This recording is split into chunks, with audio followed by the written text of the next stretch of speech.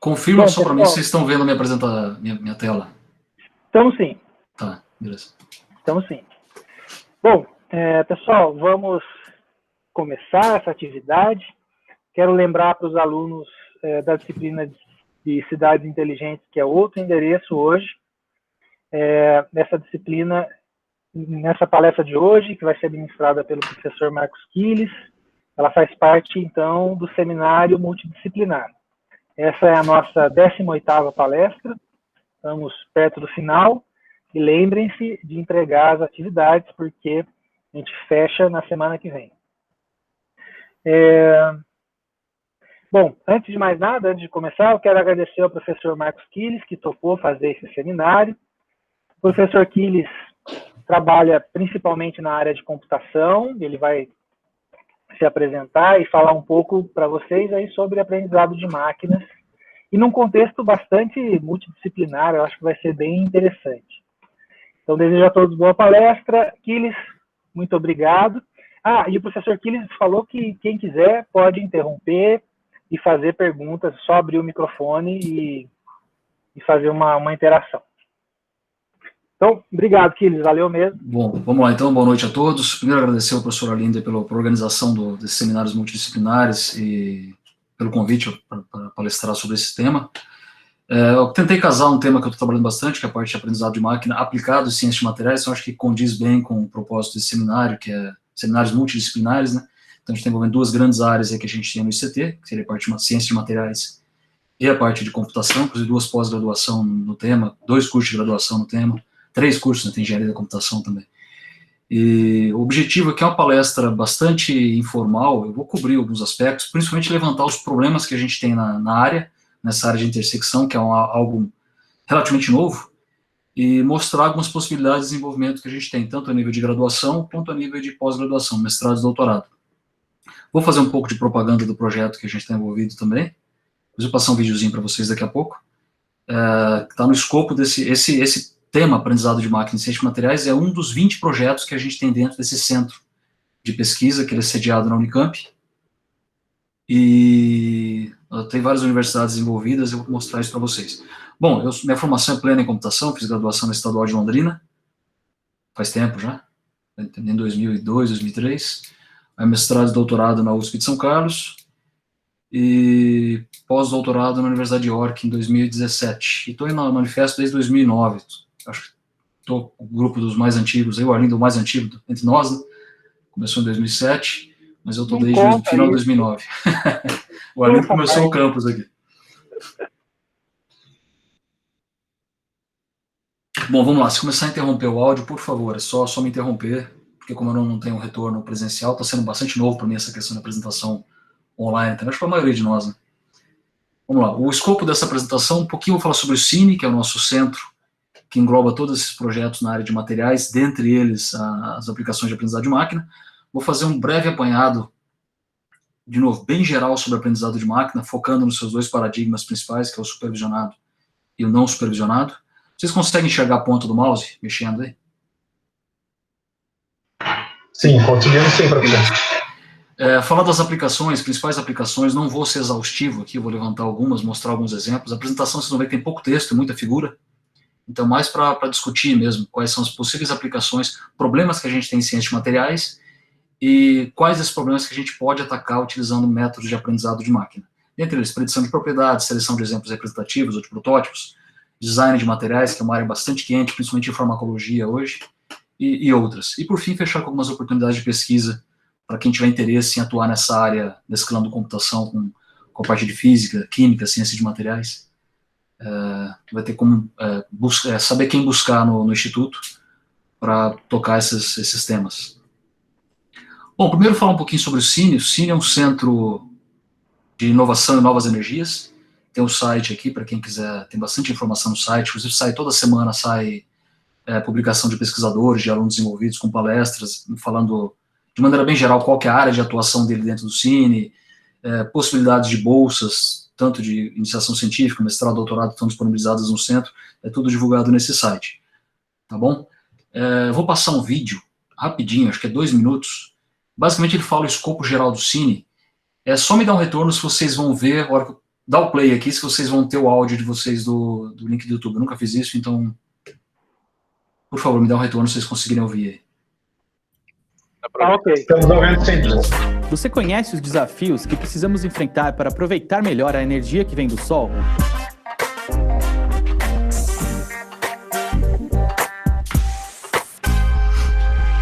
Cerca de 150 milhões de quilômetros distante de nós. Mas a apenas 8 minutos de viagem, o Sol produz a cada hora energia suficiente para atender a demanda mundial de energia por um ano inteiro.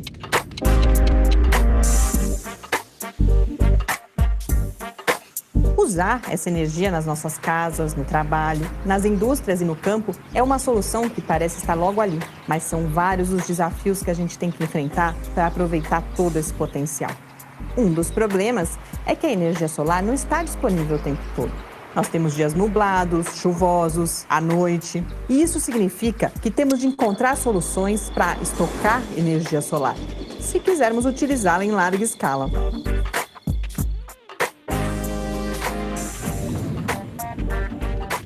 Nessa busca de soluções para a estocagem de energia solar, o Centro de Inovação em Novas Energias, com financiamento da Shell e da FAPESP, busca desenvolver a bateria do futuro e outros dispositivos mais eficientes e viáveis economicamente do que aqueles que já existem. O centro reúne mais de 100 pesquisadores do Brasil e de outros países. Esses dispositivos são as baterias de lítio-ar, que usam o oxigênio do ar, e os supercapacitores com novos materiais nanotecnológicos que serão mais confiáveis e economicamente viáveis para aplicações de larga escala, como os transportes.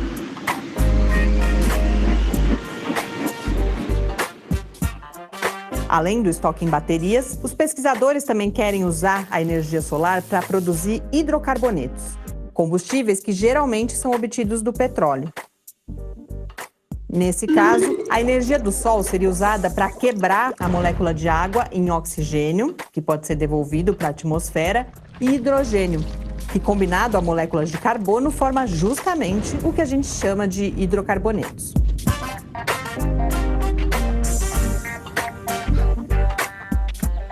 Quer saber mais? Ficou curioso sobre os resultados? Acompanhe o site do Cine.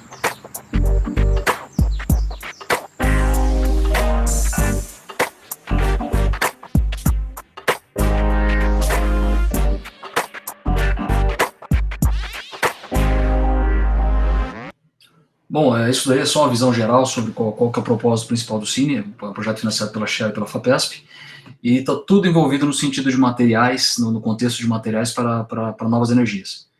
Tanto armazenamento, como geração de materiais que possam ser utilizados para geração de energia, e dentre todos esses possíveis tópicos aí relacionados está a parte de aprendizado de máquina que eu vou cobrir nesse projeto. Se eu não me engano, o site que passou aqui não é o site que eu inseri aqui em cima, eu não sei se aquele site existe, eu acho que está errado. Esse cine.org.br é o site correto, tá bom? O Cine são 4 divisões principais. Uma delas é a divisão de sistemas, não é física computacional, seria ciências computacionais no geral. E dentro dessa divisão que encontra a área de aprendizado de máquina, tá bom? Os principais financiadores nossos, como mencionado, é o Shell e a FAPESP. As principais instituições envolvidas que têm sede desse centro na Unicamp, nós temos duas partes, 2 projetos sediados na Unicamp, um no IPEM, que é um Instituto de Pesquisa em Energias Nucleares, e um na USP. E nós temos as diversas instituições parceiras, no qual a Unifesp é uma delas. Bom, qual que é o nosso objetivo, então, no Cine? Nós temos um projeto P20, que é um projeto pertencente à Divisão 4, que tem como objetivo principal aplicar algoritmos de aprendizado de máquina em problemas de ciência de materiais. Mais especificamente, o que a gente vai fazer? A parte de análise de dados.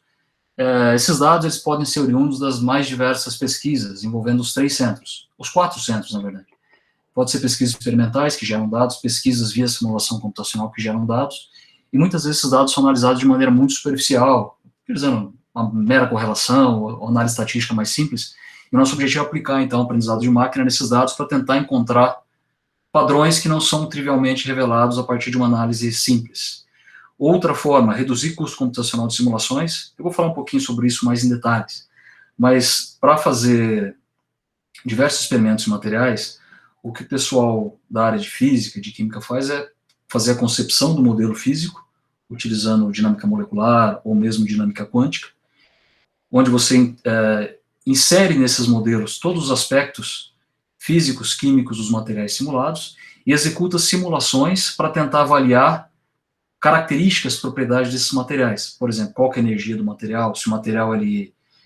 de novo, eu não sou químico, eu sou da computação, então posso falar besteira com certeza ao longo dessa discussão.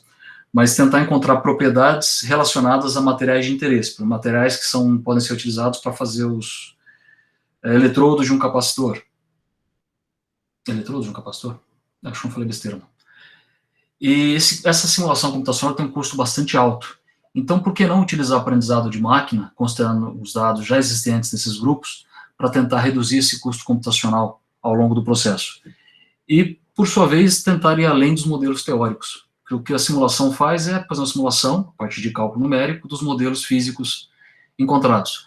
Só que, às vezes, com dados experimentais, a gente pode conceber modelos via aprendizado de máquinas que podem ir além dos modelos teóricos. Ou mesmo modelos teóricos que não foram concebidos ainda, a gente pode criar modelos alternativos, a partir de modelos de aprendizado de máquina, que venham a simular esses conceitos físicos, sem precisar integrar numericamente as equações da física mesmo, do sistema. Tá bom? Bom, mas o que é aprendizado de máquina? Como eu não sei o background da maioria de vocês, eu tentei fazer algo bem geral. Eu vou fazer uma apresentação bem sucinta aqui do que vem a ser aprendizado de máquina. O que é? Primeiro, uma ciência baseada em dados, né, uma data-driven science. Ou seja, o aprendizado de máquina está envolvendo dados. Se a gente falar em aprendizado de máquina, eu tenho que ter dados disponíveis. Não vou fazer nada de aprendizado sem ter minha matéria-prima, que são os dados. Basicamente, o modelo é gerado pela interação com os dados e não explicitamente definido pelo programador. Qual que seria a grande diferença? Vamos pensar num exemplo bastante simples, que seria, vamos criar um programa para fazer detecção se uma pessoa está com febre ou não. Qual que seria a ideia? Abre uma telinha, qual a sua temperatura? A pessoa fala 38 graus, o sistema informa, está com febre. Ou coloca 36 graus e meio, o sistema informa, não está com febre. Na computação tradicional, o que a gente faz? A gente coloca um if lá no meio do programa, se temperatura maior que 36,7, 37, não lembro qual que é a temperatura exata agora, mas se for maior do que isso, então está com febre, se não, não está com febre. Quando a gente fala em aprendizado de máquina, qual que é a ideia? Ao invés de maneira explícita, definir essa regra, eu vou, a partir dos dados, tentar extrair essa informação. Ou seja, eu vou ter um monte de informações, por exemplo, vindo de um médico, falar, essa pessoa aqui é um paciente, nome tal, idade tal, temperatura 36,5, não estava em estado febril, ponto, é um prontuário. Pega outro prontuário, a pessoa tal, temperatura 38 graus, em estado febril, aí meu sistema vai começar a analisar esses prontuários e falar, opa, 38 graus é estado febril, 36,5 não era, 35 não era, 38 era, 39 era.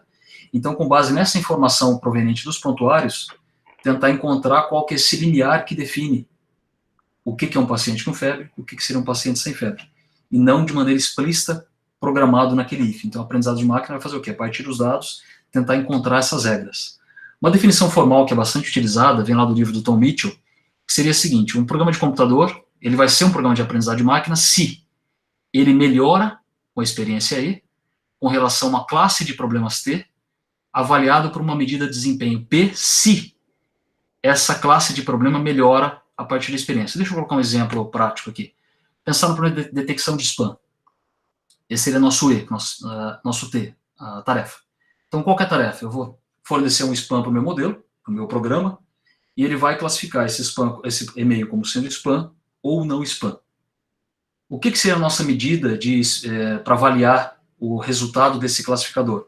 Por exemplo, a acurácia. Qual que é o percentual de acerto que ele teve em relação aos e-mails que foram fornecidos, que de fato eram spam, ele classificou como spam, e os que não eram spam, que ele classificou como não spam. E o que seria a minha experiência? Nesse caso, um conjunto de dados, que a gente chama de conjunto de dados rotulados. Ou seja, uma base de dados que alguma pessoa, um ser humano, por exemplo, foi lá e rotulou manualmente, ó, esse e-mail é spam, esse e-mail não é spam, esse e-mail é spam, e assim por diante. Então, o sistema de aprendizado de máquina vai ser o quê? Um programa que vai considerar esses três itens, que seria a experiência no nosso conjunto de dados, a tarefa que eu quero resolver e uma medida de desempenho. O que vai variar de um sistema para outro é como que a gente trata esses itens. Por exemplo, como que os dados estão organizados, se eles são rotulados ou não, qual que é a tarefa que eu estou tentando resolver e qual que é a medida de desempenho que eu estou avaliando. Aqui uma outra citação do livro do Goodfellow, esse que é um livro que é gratuito na internet, é um livro de Deep Learning, do Goodfellow e de mais 2 autores, que são referências na área de aprendizado profundo. Então, só digitar Deep Learning, Goodfellow, que vocês vão cair direto no livro dele. Qual que é a ideia, então? Basicamente, ele foca muito na questão da experiência.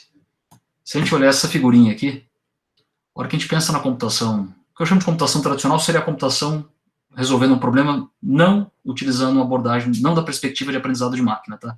Então, qual que é a ideia? Eu vou fornecer para um programa normal os dados e as regras. Por exemplo, nossa temperatura, lá do exemplo da febre, e a regra. Se maior que 37, febre, se não, não é febre. E o nosso programa vai fornecer a resposta. Quando a gente pensa em um programa de aprendizado de máquina, a ideia é o seguinte: eu vou fornecer os dados, esses dados podem vir acompanhados pela resposta, se for um contexto de um problema de classificação, por exemplo, e o meu programa ele vai aprender e retornar essas regras. Que seria retornar para mim de maneira automática essa regra do if, se temperatura maior que 37, então é febre. Contrastando com a computação tradicional, onde eu vou fornecer essa regra para o usuário, para o programa, desculpa. Aqui não, aqui o programa vai me fornecer essa regra. Essa regra depois pode ser utilizada para outros programas que levem em consideração o conhecimento obtido pelo modelo de aprendizado de máquina. Pessoal, tudo bem até aqui? Bom, vamos lá. Ok. Aprendizado de máquina, são 2 paradigmas principais, que a gente chama de paradigma supervisionado e paradigma não supervisionado. Quando a gente fala em paradigma supervisionado, o que a gente tem por definição é que seria o seguinte: lembra que sempre aprendizado de máquina precisa de dados, correto? Então, tudo que vai mudar é como que esses dados estão sendo tratados. No caso do aprendizado supervisionado, eu vou ter dados que a gente chama de dados rotulados. Ou seja, se eu tenho um prontuário médico, eu tenho que ter algum rótulo associado a esse prontuário. Por exemplo, esse prontuário é de uma pessoa que tem propensão a desenvolver problema cardíaco. Ou esse prontuário está relacionado a pessoa que não tem propensão a desenvolver um problema cardíaco. Então, com base nesses dados rotulados, que é o prontuário mais o rótulo, ter ou não ter aquela propensão a desenvolver o problema cardíaco, eu posso utilizar esses dados para treinar um modelo de maneira supervisionada, que vai classificar um outro prontuário que vai vir a posteriori, se, com base naquela informação que eu levantei daqueles dados, se esse novo prontuário é ou não de uma pessoa que tenha uma pessoa com possibilidade de desenvolver um problema cardíaco. Ou se eu pensar eu quero fazer cada pouco o aluno procura para desenvolver um sistema para predição da bolsa de valores. Só quer ficar rico, às vezes, não. O aprendizado de máquina, então, algo bastante motivante, pelo menos, para o lado dos alunos, né? Qual que é a ideia? Eu quero treinar um regressor, um modelo, que vai indicar, com base nas informações que eu tenho hoje, qual que vai ser o resultado daquela ação amanhã. Ou seja, a ação vai subir, vai descer, se eu pensar num classificador, seria sobe ou desce, ou estável, 3 classes.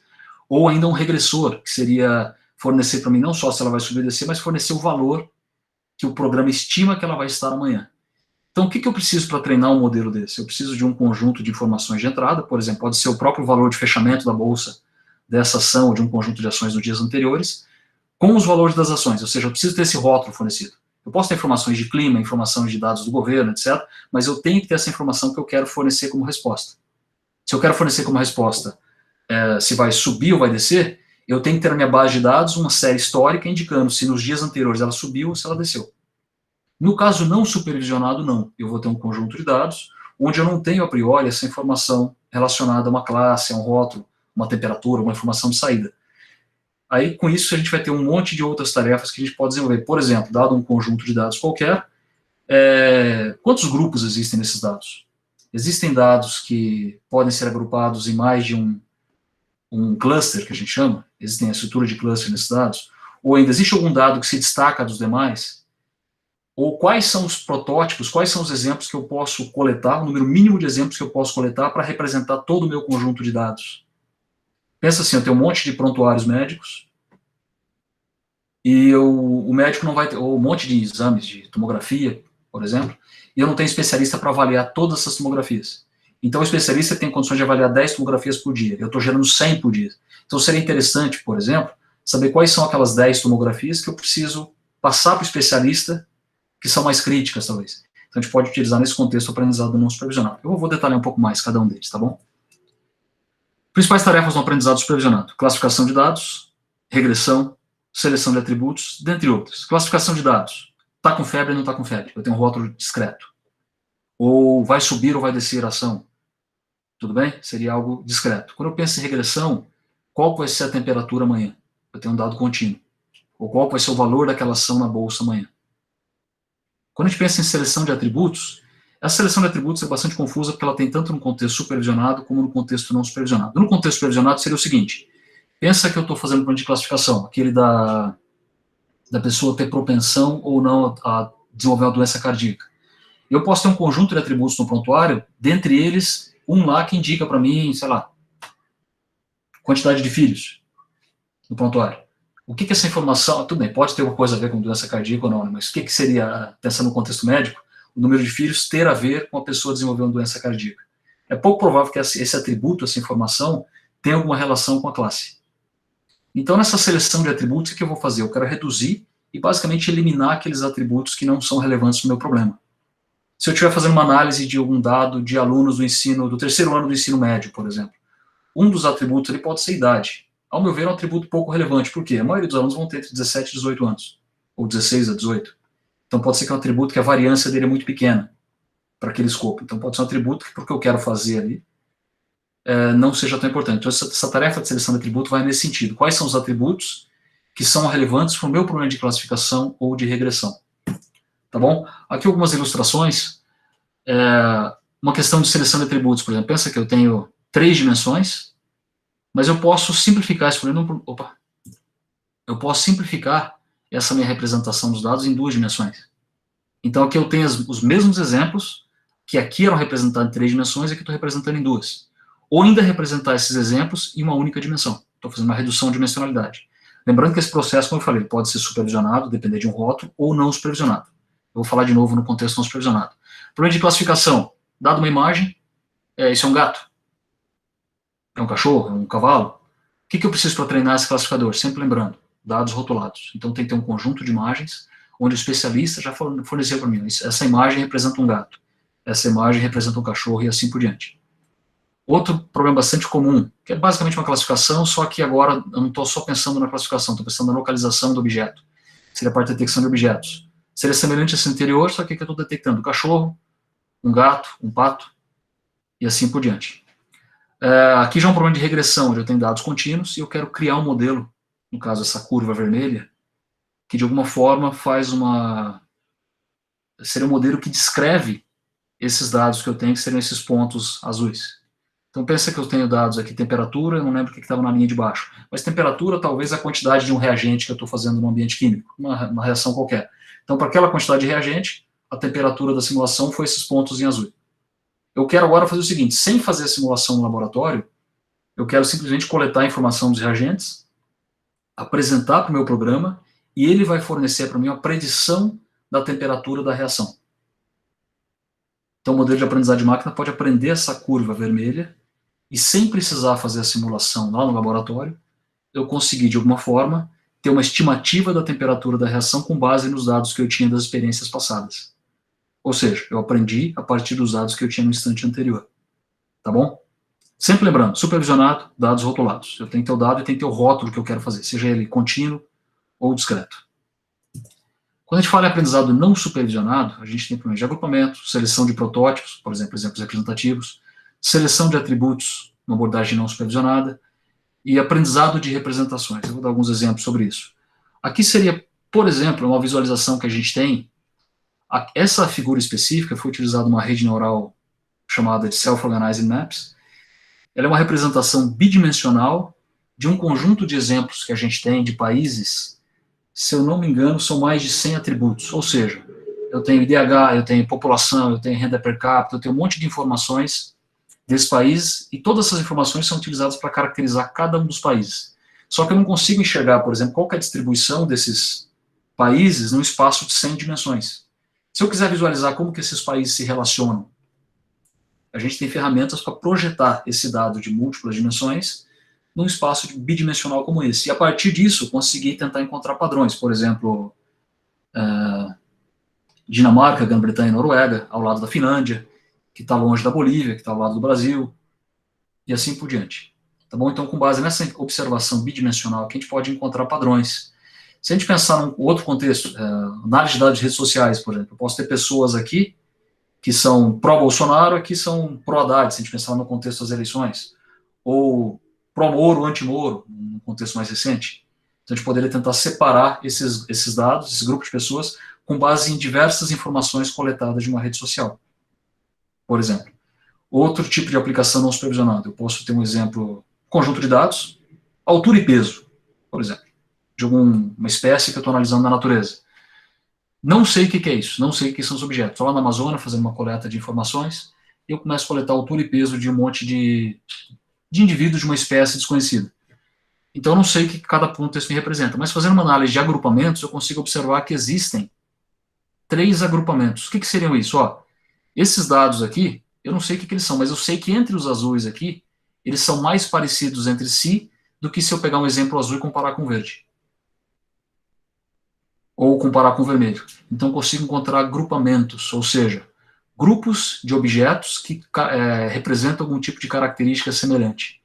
Claro que isso aqui é diferente de uma classe, se é ou não é, se é positivo, se é negativo. Quando a gente fala de clusterização, aqui eu não tenho aquela informação, se é ou não é. O meu algoritmo, com base nos dados, nesse caso só altura e peso, está encontrando para mim esses grupos.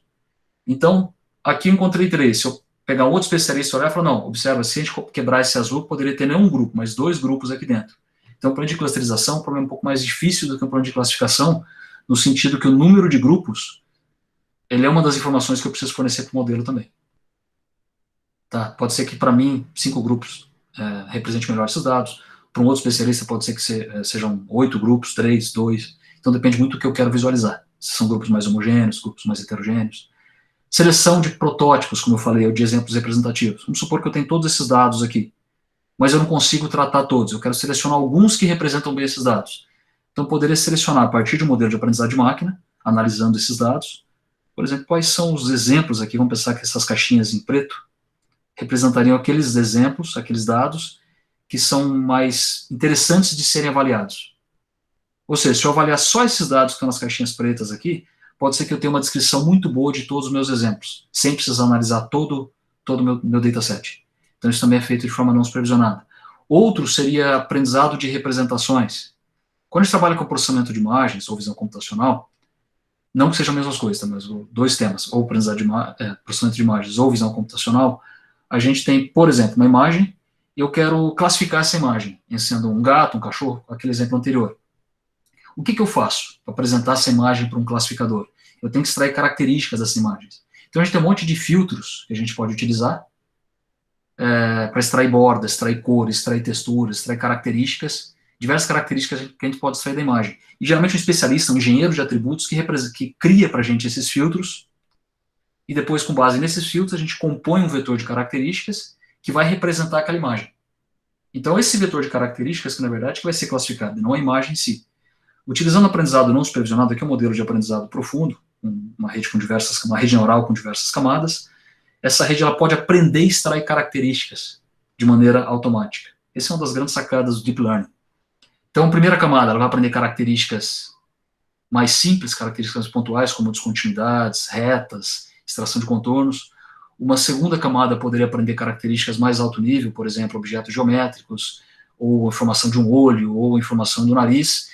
E numa terceira camada, já classes de objetos diferentes. Por exemplo, na anterior eu posso detectar do olho, tipo de orelha. Aqui já não, porque eu estou pegando essa pessoa, pensando no caso de animais, se são gatos, classes de cachorros. Se eu tivesse uma outra camada, já seria classes de caninos e felinos, e assim por diante, de uma forma mais ou menos hierárquica, de características mais primitivas para características de mais alto nível. A rede consegue, a partir de um conjunto grande de dados, extrair todas essas informações.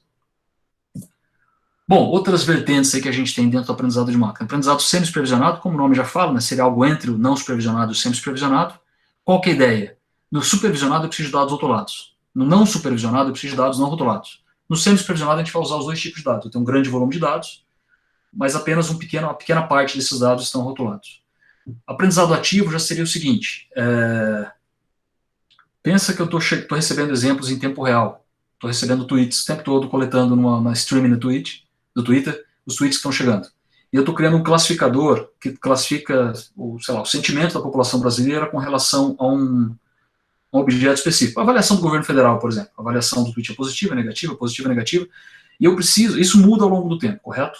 Isso a gente tem no momento a avaliação mais positiva, no outro momento dado alguma questão política, a avaliação pode ser mais negativa, e o próprio sentimento da população pode ir mudando, e como a gente avalia esse sentimento pode mudar também. Então, aquele classificador que eu treinei lá atrás, com base em dados passados, pode ser que a partir de um certo momento ele possa ficar defasado.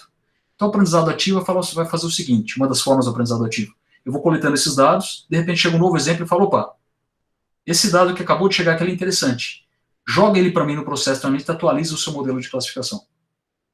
Então, em vez de estar atualizando o meu modelo com todos os dados que estão chegando, o aprendizado ativo, ou selecionando de maneira aleatória, que é o aprendizado passivo, o aprendizado ativo vai indicar para mim quais são os exemplos que são interessantes para o modelo considerar durante o processo de aprendizagem. E o aprendizado por reforço é uma outra vertente, que eu não vou entrar em detalhes aqui, não trabalho com ela, mas temos outros pesquisadores que trabalham, o pessoal de robótica utiliza muito, que é basicamente onde eu vou, só para dar tá aqui, né, então vou dar um apanhado geral. Já ouviram falar em psicologia comportamental, onde a gente dá um reforço positivo, um reforço negativo com base qual que seria o termo? Na ação realizada pelo agente, ou na atitude, pô, um cachorrinho vai lá e faz xixi no sofá, você vai dar um chute nele, opa, ele fala, opa, não é legal o que eu fiz, então tem uma coisa errada, um reforço negativo. Ou se ele faz xixi no lugar certo, você dá um biscoito. Ele fala, opa, você não avisou para ele, falou, por ter feito xixi no lugar correto, você ganha um biscoito, mas dado a ação que ele causou, ele realizou, você dá um reforço positivo. Então, algumas pessoas colocam esse aprendizado por reforço dentro do contexto não supervisionado, outros colocam dentro do contexto não supervisionado. Se eu pensar uma criança no ambiente, por exemplo, ela vai, está andando no ambiente e insere o dedo na tomada. Ela vai ter um reforço negativo da tomada, certo? O ambiente está fornecendo um reforço negativo para ela. Ou colocar alguma coisa na boca com gosto amargo. Eu não tenho uma supervisão explícita, eu tenho uma supervisão do ambiente. Então, alguns especialistas classificam isso como sendo uma parte do aprendizado não supervisionado. Outros já falam, não, estou dando biscoito para o cachorro ou estou dando um corretivo no cachorro. Aprendizado supervisionado. Eu prefiro deixar como paradigma à parte, como boa parte dos outros pesquisadores também. Mas não é incomum a gente encontrar livros que caracterizam o aprendizado por reforço dentro dos outros paradigmas. Bom, chegando ao tópico principal da apresentação, que seria a aplicação de aprendizado de máquina em ciência de materiais. Alguns problemas que a gente tem em aprendizado de máquina não vão ser tão diferentes daquilo que eu já mencionei lá atrás. Alguns vão ser mais específicos, mas nem todos. Então a gente tem, por exemplo, primeiro problema, a representação. Isso aqui parece que é algo simples, mas é algo extremamente crítico. Por exemplo, se eu quiser voltar àquele problema da classificação da febre minha, se eu quero classificar a pessoa com febre ou não, o que eu estou utilizando para representar cada indivíduo? A temperatura, certo? Com o único atributo temperatura eu consigo classificar se tem febre ou não. Se eu já utilizasse para representar esse indivíduo a altura dele, eu não conseguiria, com base na altura, definir se ele está com febre ou não. Então a representação do problema é algo extremamente essencial. Então como extrair essa representação? E no contexto de materiais ela é bastante crítica, porque eu posso encontrar representações alternativas utilizando a aprendizagem de máquina, mas muitas vezes essa representação não tem um significado físico. Ou seja, tem um atributo, o atributo ABC.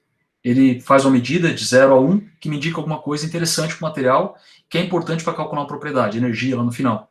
Mas o ABC para o químico, para o físico, ele não indica uma propriedade física específica. Então pode ser que ele não tenha interesse para o físico, dependendo do problema que eu vou atacar. Então esse problema de representação é bastante interessante, importante. E todo o restante depende dele. Se a representação mal feita, como eu falei, se eu estiver apresentando a altura para o problema, para definir se está com febre ou não vai ter um sistema que consiga resolver isso. A parte de análise de dados em geral, Data Analytics, simplesmente seria levantar a informação dos dados que a gente tem disponível, calcular correlações, levantar estatísticas. A parte de visualização de dados é muito importante, ou seja, eu tenho um conjunto de moléculas que tem um monte de características, 100, 200 dimensões. Como que eu visualizo isso? Como que eu consigo, será que eu consigo plotar esses agrupamentos? Então a projeção do espaço de múltiplas dimensões no espaço de 2 e 3 dimensões é bastante importante nesse contexto. E nós, aprendizado de máquina, também temos um monte de ferramentas que podem ser utilizadas para fazer isso. Seleção de atributos, como eu já falei, pode ser que eu quero classificar dados compostos químicos, moléculas, em característica A ou tem característica B. Pode ser que alguns atributos sejam interessantes para aquela classificação, outros não. Então essa seleção também pode ser feita via aprendizado de máquina. Claro, a gente pode utilizar técnicas estatísticas para fazer isso. Por exemplo, se eu tenho um monte de atributos, se eu tenho um atributo específico, a variância dele é 0, ele não me indica nada. Aquele atributo, para todos os exemplos, ele é 1. Ou seja, ele pouco vai me indicar, vai me ajudar no problema de classificação daquele composto. Eu posso simplesmente eliminar ele. Só que a gente tem maneiras mais elaboradas, lineares, não lineares, de fazer isso. Predição de propriedades, por exemplo, eu quero saber, como naquele vídeo lá atrás, a gente tem que armazenar a nossa energia solar, ou via supercapacitores ou baterias. Quais são os materiais mais interessantes para armazenar, para colocar na composição de uma bateria que tenham tais propriedades químicas, físicas interessantes, que melhorem, por exemplo, a capacidade de retenção da energia e aumente ou diminua o tempo de recarga dessa bateria. Então pode ser que eu quero, dado uma molécula, um sistema que seja capaz de predizer essa propriedade, se ela é alta, se ela é baixa, e com base nisso eu selecionar esse dado composto para fazer a parte de experimento em laboratório. Seleção de exemplos representativos. Eu tenho lá 1 milhão de compostos, um monte de combinações que eu posso realizar, torções de moléculas, eu pego a mesma composição, às vezes só faço uma rotação nessa molécula, tem um outro composto, e como eu falei, a simulação em dinâmica molecular ou em dinâmica quântica dessas moléculas é um processo bastante custoso, então eu não vou ter como simular tudo, pode ser que para simular uma molécula demora dias, então eu não vou ter como simular todas. Será que eu não consigo selecionar alguns exemplos desse grande conjunto de dados que eu tenho e simular só esses exemplos e com base nessa informação extrapolar o conhecimento para os demais? Seria a parte de seleção de representativos. Design de materiais. Seria, o pessoal de fármacos utiliza muito isso. Eu quero fazer o inverso da predição de propriedades aqui. Na predição de propriedades eu quero o quê? Dado um composto, predizer as propriedades dele. Aqui, no Material Design, eu quero o inverso. Eu quero gerar, de maneira automática, compostos que tenham tais propriedades. Então eu quero um composto que tenha propriedade A, B e C. O que o modelo de aprendizado de máquina me gera como sugestão? Ele vai me gerar um conjunto de sugestões, ao invés de ficar fazendo isso de maneira exaustiva, o modelo fornece para mim e fala, testa esses 3 compostos aqui, que pode ser que eles tenham aquelas propriedades de interesse que você busca. Em fármacos isso é muito importante, como eu já falei. Modelos alternativos, aí, né, então eu posso fazer simulação computacional de modelos químicos? Posso, mas talvez eu possa trocar pedaços dessa simulação computacional por ferramentas de aprendizado de máquina, que após treinadas, o custo computacional dela é bem mais baixo. Então, uma simulação que demoraria, sei lá, 3, 5, uma semana para ser realizada, pode ser que criando esses modelos alternativos, compondo com a simulação computacional, a gente consiga fazer simulações em tempo menor. Ou ainda, no mesmo tempo, só que simulando mais materiais. Então, isso é bastante importante quando a gente quer fazer screening de materiais. Ou seja, quer investigar uma grande gama de materiais para um dado problema. Então, quanto menor for meu custo computacional para isso, melhor. Mais materiais eu consigo avaliar. É a questão da representação. Aqui só uma ilustração, se a gente observar aqui, ó, eu tenho o mesmo conjunto de dados aqui. Aqui eu tenho ele representado em coordenadas cartesianas, aqui eu tenho coordenadas polares. Vamos supor que minha tarefa seja classificar. Dado um exemplo qualquer, um pontinho que vem aparecer nesse meu espaço aqui, eu quero classificar ele como sendo azul ou como sendo o triângulo verde. Para separar essas duas regiões aqui, o que eu preciso? Uma elipsoide aqui, certo? Para separar essas duas classes. Nesse outro lado, eu preciso de uma simples reta. Então, aqui eu tenho o que a gente chama de um problema não linearmente separável, e aqui eu tenho um problema linearmente separável, ou seja, uma simples reta eu consigo separar esses dois exemplos. O que eu mudei de um para outro? Simplesmente a representação. Então, isso é muito importante para a gente. Como que a gente representa a molécula? Tem um composto aqui, nitrogênio, oxigênio, seja lá o que for. A gente tem algumas representações tradicionais da química.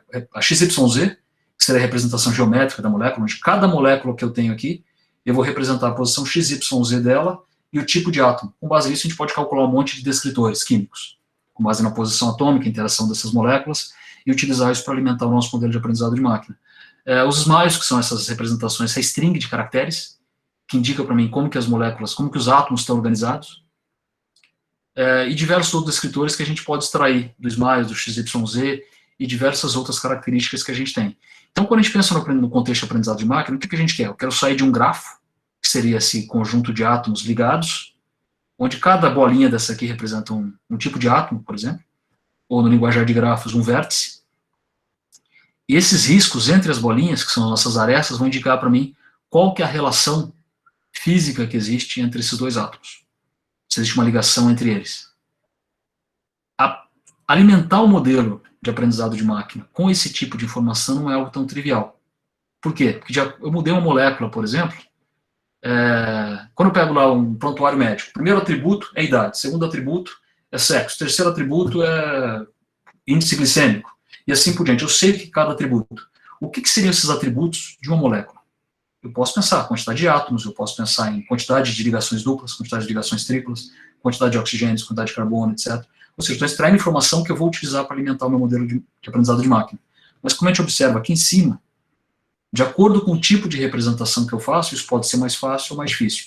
Então, essa extração de representações a partir de compostos químicos, por si só, é uma tarefa que a gente tem atacado bastante, e a gente pode dizer que é a tarefa mais fundamental que a gente tem ao aplicar aprendizado de máquina em ciência de materiais. Então, o que a gente quer? Eu quero sair do composto químico e gerar uma quantidade de medidas que representem da maneira mais precisa possível cada um desses compostos químicos.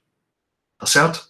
Quais são essas medidas? Aí depende do tipo de tarefa que a gente vai fazer, do tipo de informação química que eu tenho, se é um composto, se é um cluster agregado, se é um monte se é uma molécula orgânica, se não é. De acordo com o tipo de material, a gente vai ter um conjunto de descritores mais adequado. Inclusive, como eu vou falar daqui a pouquinho, a gente pode aprender esses descritores também, utilizando aprendizado de máquina. Análise de correlações. Aqui seria aquela parte mais de analytics mesmo. Eu vou ter um monte de dados fornecidos e eu quero encontrar correlações entre propriedades. Por exemplo, eu sei que a propriedade alfa aqui ela é altamente correlacionada com essa energia AD. Inversamente correlacionada, menos 0,86.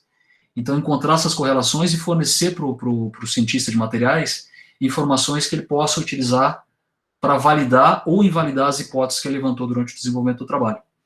Então, seria estudo mais de correlações, nesse caso aqui, essas que eu estou apresentando são correlações lineares, ou tentar entender como que as moléculas, como que essas propriedades se relacionam com a variação dos átomos que compõem um dado composto. Por exemplo, aqui nós temos clusters de platina e ferro, estrutura que a gente chama de core shell, que seria a estrutura que tem, aqui seria platina no núcleo e ferro na superfície. Só que eu posso pegar essa mesma estrutura e modificar ela. Agora eu tenho estruturas na superfície, tanto de ferro quanto de platina. O que muda de uma estrutura para outra? Quais são as correlações que existem em relação a informações geométricas e alguma propriedade específica desse composto? Então a gente pode utilizar essas informações, estudos estatísticos, para tentar encontrar essas informações e dar subsídios para o cientista de materiais, como eu disse, validar ou invalidar as respectivas hipóteses que ele levantou. Isso aqui são dados nossos, já publicados. Aqui seria a questão de visualização. Por exemplo, lembra de um espaço que eu comentei, eu posso ter, nessa extração de características aqui, eu posso ter um conjunto de medidas muito grande. A gente trabalha, por exemplo, só do Smiles, a gente pode extrair mais de 1.800 features, características. Como que eu visualizo essas moléculas nesse espaço de 1.800 dimensões? Não tem como. Então, o que a gente pode fazer? A gente pode criar plots bidimensionais que representam a maior parte da variância encontrada nessas 1.000 e tantas dimensões. Então, a gente pode fazer uma redução de dimensionalidade, uma projeção, seja linear ou não linear, e a gente tem um monte de ferramentas de aprendizado de máquina que podem ser utilizadas para fazer isso. PCA é uma delas, bastante utilizada, pessoal de estatística, uma ferramenta linear, onde ele basicamente faz uma rotação do meu espaço de atributos, tentando encontrar quais são os eixos que têm maior variância. Então, encontrei o eixo que tem a maior variância dentro das 1.000 dimensões. Aí, qual que é o segundo eixo ortogonal, primeiro, que tem a segunda maior variância? Qual que é o terceiro eixo ortogonal aos outros dois, que tem a terceira maior variância? E assim por diante. Isso é a análise de componentes principais. Temos modelos não lineares, seria a Redson, Multidimensional Scaling, que é outra ferramenta bastante importante de projeção de multidimensão para um espaço de menor redução, de menor dimensão, que pode ser de 2 ou mais dimensões aqui. Lembrando que a PCA eu posso projetar em 2 dimensões, eu posso pegar 3 componentes principais, 4 componentes principais, reduzir um espaço de 100 para 20 dimensões, por exemplo. Não necessariamente para 2, né? Claro, quando a gente pensa em visualização, a gente vai visualizar 2 ou 3 dimensões. Essa t-SNE é uma ferramenta mais nova, semelhante à PCA, só que ela é não linear, então ela faz projeções muito mais interessantes. Hoje é considerado basicamente o estado da arte de projeções bidimensionais, de dados em projeções bidimensionais, só que ela tem um problema de custo. Então, se eu pensar naquelas 1.800 dimensões que eu falei, o que a gente faz na prática? Usa uma PCA para descartar aquelas dimensões que têm variância muito próxima de zero. Então, eu faço a rotação linear do espaço. Vamos supor, das 1.800 dimensões, eu sei que 200 dimensões são significativas. A soma das variâncias dessas 200 dimensões representa 99% da variância de todo o conjunto. Então, agora, com base nessas 200 dimensões, eu aplico o t-SNE para fazer a projeção bidimensional. Então, o que é legal? Com base nesses pontos aqui, a gente consegue, nesse ponto está armazenado essa estrutura, nesse cluster. Nesse outro ponto está armazenado esse outro cluster e assim por diante. Então, a gente consegue encontrar relações, por exemplo, esse cluster aqui representam clusters químicos com características semelhantes. Então pode ser que se esse composto é interessante para aquele meu propósito, pode ser que outros clusters, outros compostos naquela mesma vizinhança do meu espaço de projeção, também seja interessante. Então é bastante importante para a gente visualizar como que esses dados estão... o apelo visual, né? A gente mostra para o cientista material e fala, ó, aqui está como os dados são projetados. Isso significa algo? Não. Muitas vezes fala, opa, tá interessante, esse grupo aqui que visualmente mostra para mim uma estrutura, de fato representam moléculas ou compostos aí que tenham características parecidas. Seleção de atributos. Aqui é um exemplo simples também, onde eu tenho 2 atributos. Nesse caso aqui eu tenho a primeira componente principal, a segunda componente principal de um conjunto de atributos maior. Vamos supor que eu tenho o atributo 1 no eixo X e o atributo 2 no eixo Y. E eu tenho na cor uma propriedade, por exemplo, energia. O que o atributo na ordenada, no Y, fornece para mim em relação à energia? A gente pode observar que nada, né? Se eu pegar só um deslocamento no eixo Y, a cor permanece a mesma. Ou seja, claramente eu sei que a coordenada X representa também toda a variância que eu tenho com relação à energia. Se eu pegar no eixo Y, a variância da energia vai ser praticamente zero. Então, eu posso utilizar uma técnica de redução. Nesse caso, a gente precisaria da técnica, que é uma projeção bidimensional. Mas pensa isso no espaço de centenas, milhares de dimensões. Então, a técnica poderia falar para mim, ó, uma dimensão é importante, a outra dimensão tem variância muito próxima de zero e pode ser descartada. Para isso, a gente tem um monte de técnicas. Técnicas baseadas em correlação, a própria PCA, ICA, técnicas baseadas em florestas aleatórias, random forests, que pode ser utilizado para seleção de atributos. Autoencoders, que são como a gente poderia... É uma rede que eu não falei, que é um modelo de aprendizagem de máquina que a gente chama de autossupervisionado. E ele tem por característica tentar encontrar uma representação alternativa do meu conjunto de dados que foi utilizado durante o treinamento do modelo. Semelhante à PCA, só que a PCA faz algo linear. O autoencoder pode fazer algo não linear. E modelos implícitos, redes neurais em geral, por exemplo, nas primeiras camadas, ela de maneira implícita já ela faz uma seleção de atributos, dando mais peso para um dado atributo, menos peso para um atributo menos importante, e assim por diante. Predição de propriedades. Qual que seria a ideia? Eu vou ter uma molécula, um composto qualquer, eu vou extrair aquelas medidas dessa molécula, vou apresentar para o modelo de aprendizagem de máquina. Nesse caso, a gente tem uma estrutura de uma rede neural aqui. Cada quadradinho, bolinha desse aqui, representa para mim um que a gente chama de neurônio, uma rede. E eles são organizados numa estrutura de rede mesmo. Um neurônio conectado no outro, até chegar na saída. Então, com base nas informações que eu tenho, que eu extraí do meu composto, aquelas medidas, eu apresento isso para a rede, e lá no final a rede me fornece uma saída. Fala, esse composto ele tem alta energia, baixa energia. E o que é interessante aqui? Pode ser que para calcular essa energia de maneira precisa, eu precisaria de uma simulação quântica, que tem um custo computacional muito elevado. Só que pode ser que no meu grupo de pesquisa, ou na literatura, a gente tem dados de simulações que já foram realizadas numa grande gama de materiais. Então, por que não utilizar essa base de conhecimentos que a gente tem para treinar uma rede neural como essa, que a partir do seu treinamento, utilizando aquelas medidas extraídas de um composto, ela possa gerar para mim energia daquele composto, sem precisar executar a simulação físico-química dele. Tudo bem? Então, qual a ideia? É substituir, nesse caso, em muitos casos, aquela simulação custosa para um modelo de aprendizado de máquina, que o treinamento é custoso. Para treinar esse modelo não é tão simples, de acordo com a minha quantidade de dados, a topologia dessa rede, como que os neurônios estão organizados, mas uma vez treinada, o custo que eu tenho de dado um composto para gerar saída é muito baixo, em comparação ao modelo de simulação. Tá bom? Aqui diversas abordagens podem ser utilizadas para predição de propriedades, as random forests, como comentei, redes neurais, uma própria regressão linear, ou regressões não lineares. Tem um monte de métodos na literatura que a gente pode utilizar. Está na moda a parte de Deep Learning, né, que nada mais são do que redes neurais profundas, que estão sendo bastante utilizadas aí nesse contexto de predição de propriedades. Mas, de novo, redes neurais, redes profundas, são bastante interessantes em função da sua robustez, a quantidade de parâmetros livres que eu tenho que podem ser ajustados no modelo. Mas sempre, quando que eu utilizo isso? Acho que é uma dica, porque eu sempre vejo esse trabalho, mesmo de pós-graduação, o pessoal utilizando um modelo profundo para resolver um problema muito simples. Se eu tenho um problema simples, uso algo simples. Se eu tenho um problema da febre e eu tenho a temperatura, eu preciso de um if para resolver, eu não preciso de um modelo sofisticado.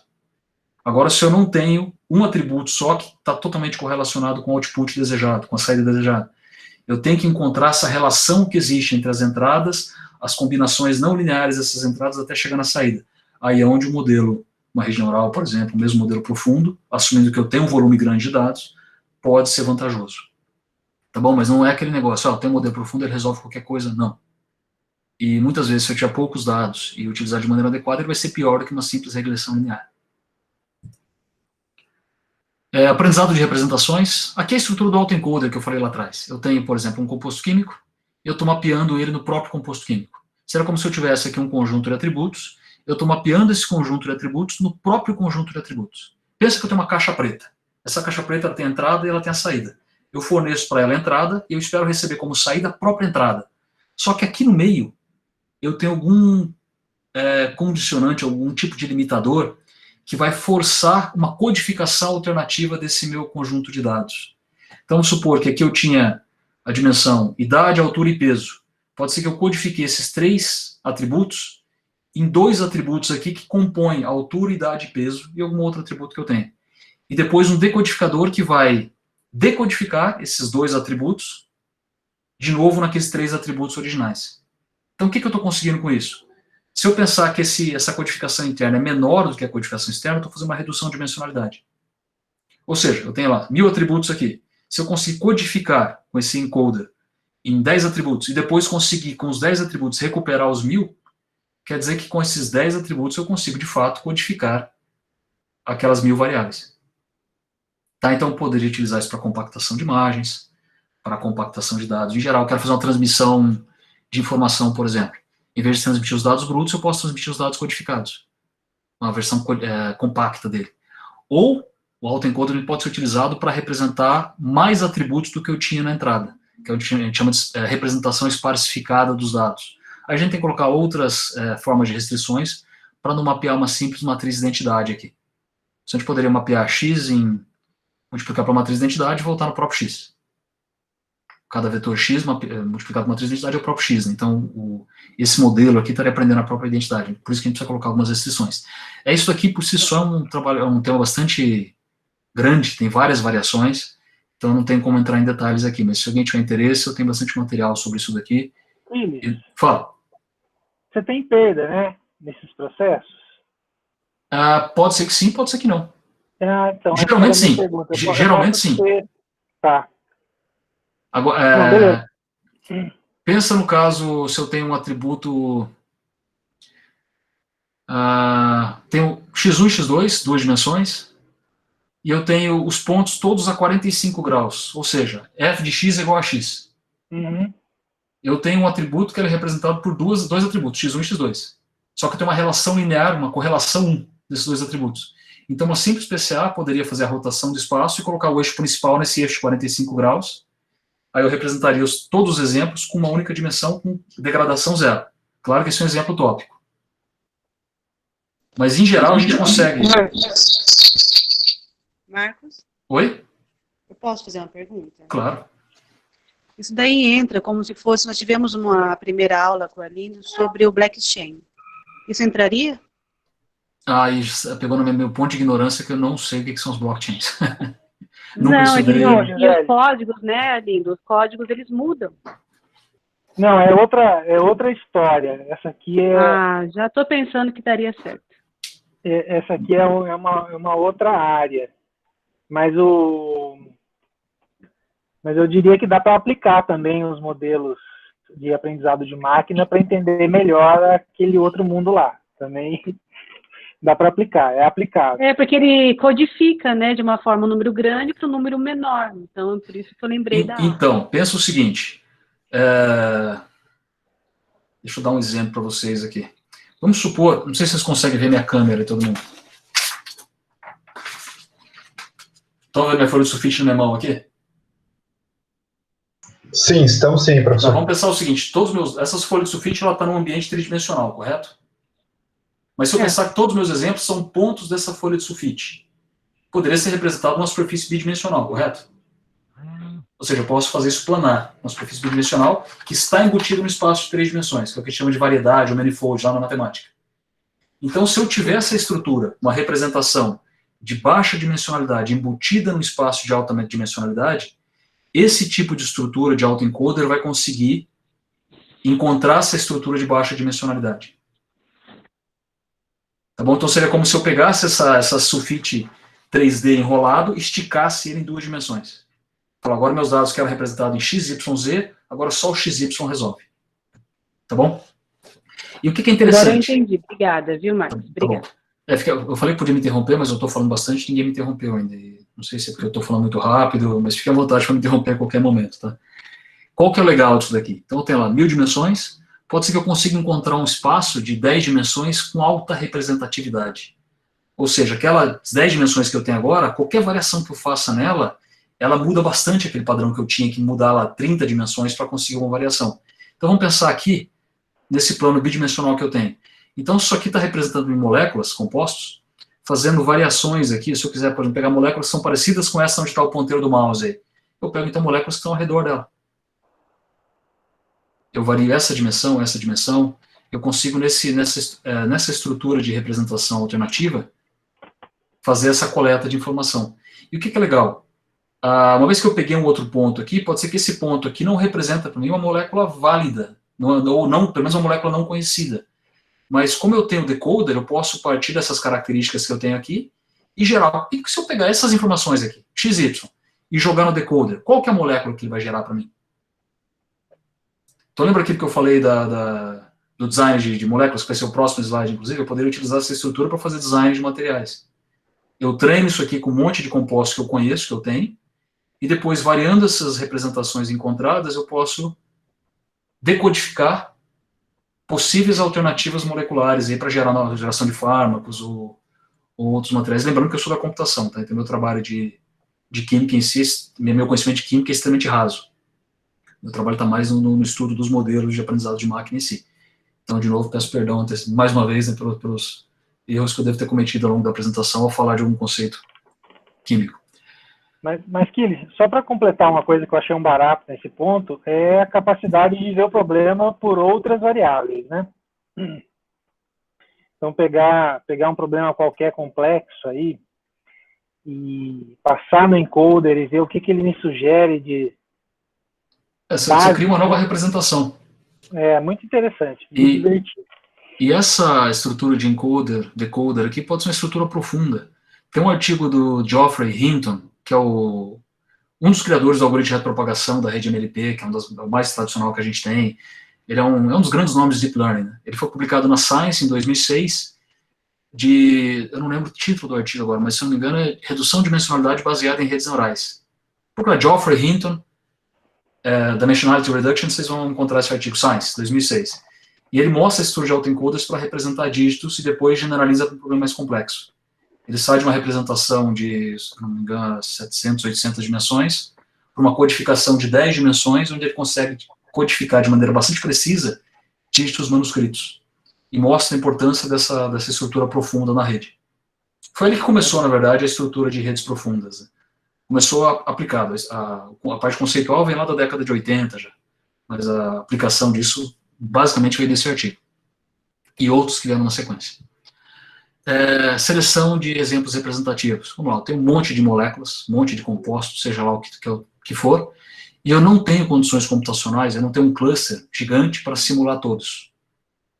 Então, eu preciso selecionar o que eu vou simular. O que a gente espera? Que moléculas que tenham características próximas tenham propriedades próximas. Então, se a gente conseguir encontrar esses exemplos representativos, por exemplo, fazendo análise de cluster, encontrar aqueles grupos, extraindo protótipos desses grupos, pode ser que eu consiga fornecer para o especialista e falar, seria importante você simular essa, A, B e C. E com base no A, B e C, ele conseguir generalizar ou fazer uma pseudo-generalização aí das informações que ele obtém da simulação de alguns representativos para todo o seu conjunto de dados. Isso aqui é um trabalho que a gente está fazendo, está em andamento, e a gente tem utilizado bastante a parte de análise de clustering para fazer essa seleção de protótipos. Tá bom? Lembrando que isso aqui eu estou colocando no contexto de materiais, mas ele vale para qualquer cenário. Se eu tenho um monte de tomografias de computador, extrair os descritores, eu não consigo simular, analisar todas, eu posso tentar encontrar as mais representativas, que representam características peculiares de um dado problema, e assim por diante. Tá bom? Design de materiais, já falei, né? Então, qual que é a ideia? Eu quero, na parte de predição, o que eu tenho? Eu tenho um composto químico, e do outro lado sai a predição. Fala, ó, esse composto químico tem tais propriedades. Quando eu falo em design de materiais, é o inverso. Eu quero, a partir de propriedades específicas, tentar gerar para mim, de maneira automática, um possível composto. Então, para isso, a gente pode utilizar, por exemplo, aquela estrutura do autoencoder, especificamente os variational autoencoders, que é a variação dos autoencoders. Aí tem um monte de modelos de deep learning sendo utilizados, as redes GAN também têm sido utilizadas nesse cenário, e tem bastante trabalhos aí envolvidos nesse cenário de design de materiais. É algo bastante novo e ativo na literatura. A gente tem artigos aí sendo publicados em periódicos de mais alto nível. Eu não tenho nenhum trabalho nessa área, espero conseguir nos próximos anos, dentro desse projeto, alguma coisa nesse sentido, mas nós não estamos atacando esse problema específico ainda. E, por fim, só mostrar uma das possibilidades também de aprendizado de máquina, que seria o seguinte: aqui é uma simulação de uma caixa. Isso aqui é comum a gente encontrar em sistemas de dinâmica molecular, de dinâmica quântica, uma representação visual de algum tipo de um material químico, nesse caso aqui deve ser um material biológico, parece uma estrutura de DNA ali, que eu estou simulando. Para simular isso daqui, usando dinâmica molecular, eu preciso ter todas as informações de como uma molécula, como um átomo interage com o outro. Por exemplo, qual que é a relação, a potencial de Van der Waals entre esses dois átomos, se existe alguma relação de... qual que é o termo? Eletrostática envolvida, com relação de Coulomb, força de Coulomb envolvida nessas relações moleculares. Então, para fazer essa simulação de dinâmica molecular, eu preciso ter o conhecimento de como que o átomo A interage com o átomo B. Ou seja, se eles estão a 2 ângstroms de distância, eles estão repelindo ou estão atraindo um ao outro? Se aumenta essa distância, o que está acontecendo? Qual que é a força de atração, de repulsão? E para gerar esses campos de força, eu preciso de uma dinâmica quântica, que é bastante custosa. O pessoal tem utilizado muito modelo de aprendizado de máquina com base em dados já simulados para tentar predizer esse campo de força via aprendizado de máquina.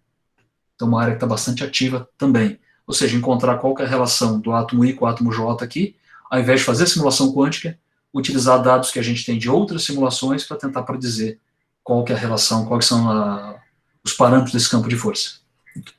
Aqui só um resumo, então, né? São as duas linhas principais. A gente pode sair dos compostos e chegar nas propriedades, ou fazer o inverso, que é a parte de design, sair das propriedades e chegar nos compostos.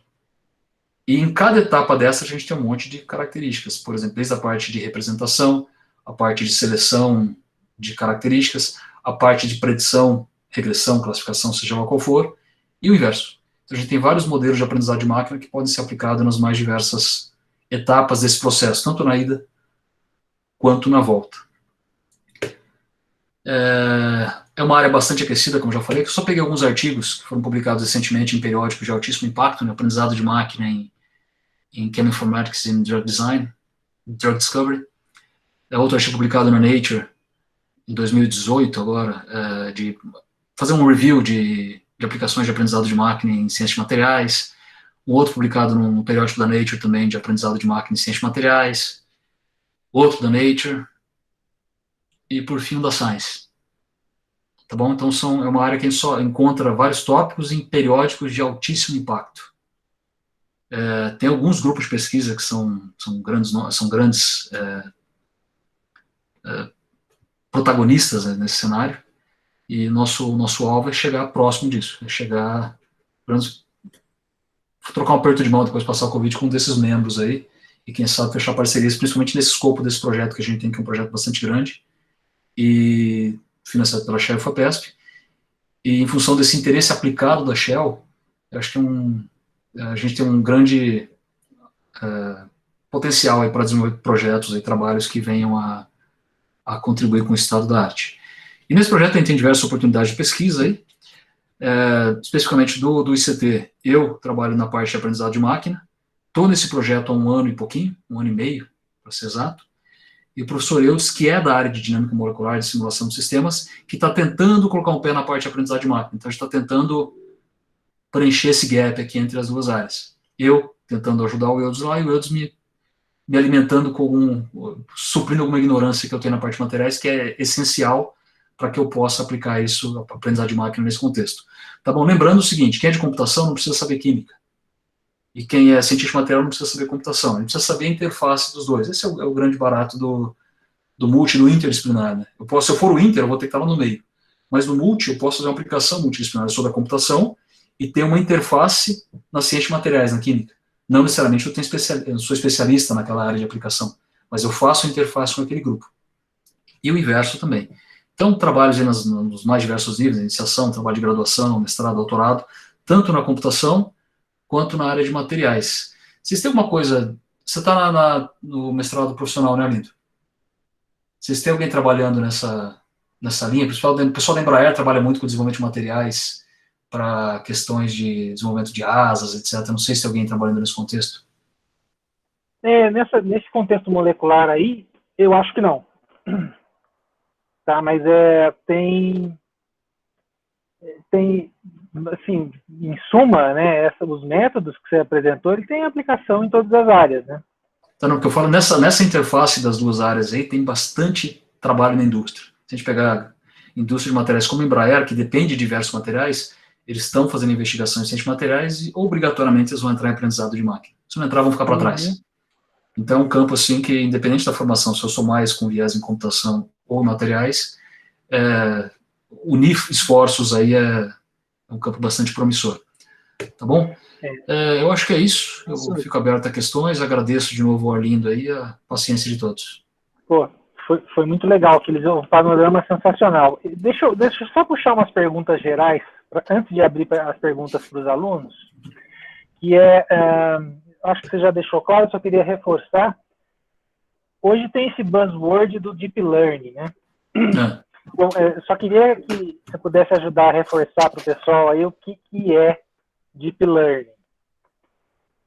Bom, quando a gente fala em Deep Learning, a gente está... aí tem a briga dos autores, nomenclaturas também. Tem gente que coloca aprendizado de máquina uma coisa, Deep Learning como sendo uma outra vertente de aprendizado de máquina. Eu sou um pouco mais ortodoxo nesse ponto. Para mim, aprendizado de máquina é uma grande área, Deep Learning é uma das áreas dentro do aprendizado de máquina. Mas o que vem a ser Deep Learning? São redes neurais com muitos parâmetros livres. Ou seja, se eu tenho uma rede neural que eu já tinha lá na década de 80, 90, já existia, várias delas, com uma rede multilayer perceptron com algumas camadas, só que a gente tinha limitações algorítmicas e limitações computacionais para treinar esses modelos. 2000 para cá, algumas limitações algorítmicas que a gente tinha foram sanadas, e o poder computacional cresceu absurdamente, GPUs, etc. Então eu consigo treinar modelos com a quantidade de parâmetros livres gigante. Redes com muitas camadas. Questão, é comum a gente... Tem um trabalho meu que vocês procuram do meu lado, só vocês vão ver, que eu fui meio contra, mas nós acabamos publicando. A gente chama o trabalho de Deep Learning utilizando um conjunto de dados pequeno. Pensa o seguinte, se eu tenho 2 pontos, eu consigo passar o quê por ali? Uma reta, certo? Mas eu consigo passar infinitas curvas com 3, com grau 5, com grau 8, com grau 22. Faz sentido eu ter 2 pontos e passar um polinômio de grau 22 naqueles 2 pontos? Não faz muito sentido. Eu vou ter infinitos polinômios de grau 22, 23 e assim por diante. O que seria esse grau? A quantidade de parâmetros livres que eu tenho. Tá certo? O a, x ao quadrado, mais bx, ou seja, são aqueles coeficientes que estão associados a cada um dos termos do meu polinômio. Quanto mais termos eu tiver, maior a flexibilidade do meu modelo. Tá certo? Então, se eu penso no modelo profundo, eu vou ter essa quantidade de parâmetros gigantesca. Só que para treinar esse modelo, tem que ter uma quantidade de dados gigantesca também. Senão cai nesse caso, onde eu tenho um polinômio de grau 22 e 2 pontos. Ou seja, vai treinar? Lógico que vai aprender perfeitamente, mas vai aprender qualquer coisa, porque infinitos polinômios passam, de grau 22 passam pelos 2 pontos. Então, quando a gente fala em Deep Learning, é o seguinte, modelos extremamente robustos têm sido estado da arte nas competições de visão computacional, de aprendizado de máquina fora, ganhando aí de muitos trabalhos que são baseados em visão computacional, por exemplo, em filtros desenvolvidos manualmente por engenheiros de atributos. Os modelos de aprendizado de máquina conseguem aprender esses atributos utilizando as redes convolucionais, etc. Uma precisão espetacular. Porém, não é qualquer um que treina um modelo desse. Principalmente do ponto de vista computacional. Eu preciso ter uma máquina robusta e um volume de dados gigante. Vantagem. A gente tem modelos treinados na literatura. Então, eu posso pegar uma rede neural treinada, uma rede convolucional treinada, que foi treinada numa base com milhões de imagens, pegar todo esse conhecimento da rede já treinada e adaptar ela ao meu problema, treinando só a camada lá na frente de classificação, que é o que a gente chama de transfer learning. Então, eu vou utilizar o Deep Learning sem precisar treinar o Deep Learning. Tá? Perfeito. E aí, só mais emendando, né? Eu acho que é um segundo direcionamento que ia ser muito útil para os alunos. Essa questão do volume de dados. Então, assim, você deixou bem claro que tem que ter massa, né? Tem que ter volume de dados. Só dar uma ideia para o pessoal, assim, falando em bytes, né? Falando em casos, falando em número de instâncias, para que os alunos tenham uma visão, assim, aproximada de, bom, isso aqui parece que tem volume suficiente ou não. É um espaço contínuo, Arlindo. Se eu tiver 2 pontos, eu preciso de uma reta, certo? Polinômio grau 1. Se eu tiver um polinômio de grau maior, eu preciso de mais pontos, e assim por diante. Então, se eu pensar, por exemplo, eu tenho 1 terabyte de imagens, posso ser uma rede profunda? Posso. Talvez não uma rede com 100 camadas, igual as que a gente tem prontas na literatura. A ResNet, por exemplo. Tá? Se eu tiver 10 teras, pode ser que eu consiga treinar a própria ResNet inteira, do zero. Então, depende assim, de qual profundidade que eu quero. Pensa assim, quanto mais profundo, mais parâmetros, maior vai ser a quantidade de exemplos que eu quero. O que a gente faz, normalmente? Eu sei que uma rede gigante, com muitos parâmetros, é capaz de aprender qualquer coisa. Qualquer coisa, claro que não, mas assim, aprende, tem uma capacidade de aprendizado muito grande. Por exemplo, o polinômio 22 aprende passar por 2 pontos. Tá certo? Sim. Só que, o que pode acontecer? O que a gente chama de overfitting. Sempre quando eu tenho mais parâmetros aí do que a quantidade de dados necessários para treinar todos esses parâmetros, eu vou cair numa questão de overfitting. Mas a gente tem métricas que a gente pode utilizar para avaliar isso. Então, o que a gente faz na prática? Começa com o modelo mais simples que eu tenho. Às vezes eu tenho um problema lá na química, lá de predição de propriedades. Eu coloco um regressor linear e eu tenho uma acurácia espetacular. Não preciso mais. Para que uma rede profunda se um regressor linear me dá isso? Não consegui. Então, tem uma rede com uma camada. Tem mais dados, uma rede com 2 camadas. Eu posso aumentando essas camadas em função do volume de dados que eu tenho, até o momento que eu atinjo o overfit. Dali em diante eu não vou aprender mais nada. Então, basicamente, é um trabalho meio de magia negra, empírico. Né? A gente precisa... não tem. Tem. Se procurar na literatura, você vai encontrar um monte de heurísticas, falar, você tem um dado com 3 atributos, não sei o quê, você faz uma rede com 3 camadas, com 5 neurônios nessa camada, tá, funciona bem? Naquele problema que o cara testou, funciona. Fora daquilo, é questionável. Então, eu acredito muito mais na minha interação com o modelo, na resposta que eu tenho do modelo durante o treinamento, para indicar se aqueles hiperparâmetros, quando a gente chama de hiperparâmetros, seria a quantidade de camadas, quantidade de parâmetros em si, quantidade de neurônios, se aqueles hiperparâmetros que eu defini estão adequados ou estão excessivos, ou estão faltantes. Perfeito, entendido. Então, minha sugestão agora é abrir um pouco para as perguntas. Eu tenho mais perguntas aqui, mas vou abrir para os alunos. Caros alunos e alunas. A Gisele perguntou aqui, no Cine, onde o aprendizado de máquina está sendo usado. A gente tem aplicado em 3 trabalhos principais, em predição de materiais, em propriedades, por exemplo, dado compostos, a gente tenta predizer propriedades de entalpia, energia, homo-lumo, que é outra medida que eles extraem das moléculas, que eu não me pergunto o que é que eu não sei, mas nessa parte de predição, eu tenho um aluno terminando mestrado nesse tópico, está com a dissertação pronta, deve defender agora, então a dissertação, para quem tiver interesse, vai estar disponível daqui um mês e pouquinho. Nessa parte de seleção de atributos, seleção de representativos, a gente tem aplicado bastante também, dado uma grande quantidade de compostos, selecionar quais são aqueles exemplos que devem ser simulados, aí utilizando técnicas não supervisionadas de clustering para fazer isso. A parte de análise de dados estatísticos, que seria uma versão mais estatística, menos aprendizado de máquina, que a gente tem aplicado também. Isso nós estamos com artigos publicados, em coautoria. E que mais? E a parte da utilização de autoencoder, isso eu estou fazendo, não estou com o aluno trabalhando, possivelmente vou passar isso para um aluno de pós-graduação, mas não, eu estou fazendo por enquanto, que é a parte de mapeamento para extração, aprendizado de representações. Não sei se eu respondi. Legal. Perguntas? Então, pessoal, mais perguntas? Enquanto o pessoal não perde o medo aí, o Quiles, você comentou muito levemente lá no começo, né? Acho que o escândalo foi tão grande que eu queria puxar um pouco esse assunto, que é o Cambridge Analytica, né? Qual? Desculpa? Cortou o vídeo. O Cambridge Analytics, aquele escândalo de vazamento de dados do Facebook, que o pessoal processou para aprender os dados dos eleitores. Só conta para a gente um pouco aí eu acho que pode ser interessante, né? Essa visão de influência do aprendizado de máquina na vida das pessoas. Esse foi um exemplo, né, de que se conseguiu dados e se aprendeu sobre a postura política das pessoas e, sobretudo, se aprendeu quais eram as pessoas onde eu deveria atacar com informação, né? Você tem algum caso interessante para contar nesse sentido, desses usos que estão no nosso dia a dia e que fazem diferença de forma direta? Olha, eu confesso que meu conhecimento é limitado nessa parte de aplicação. A gente teve alguns trabalhos na parte de eleições, um artigo nosso publicado no Wix, acho que em 2015, quando o Donald Trump ainda era pré-candidato pelos republicanos. Nós começamos a coletar informação para analisar qual que era o sentimento e tentar analisar essa evolução temporal dele só a partir de informação dos tweets.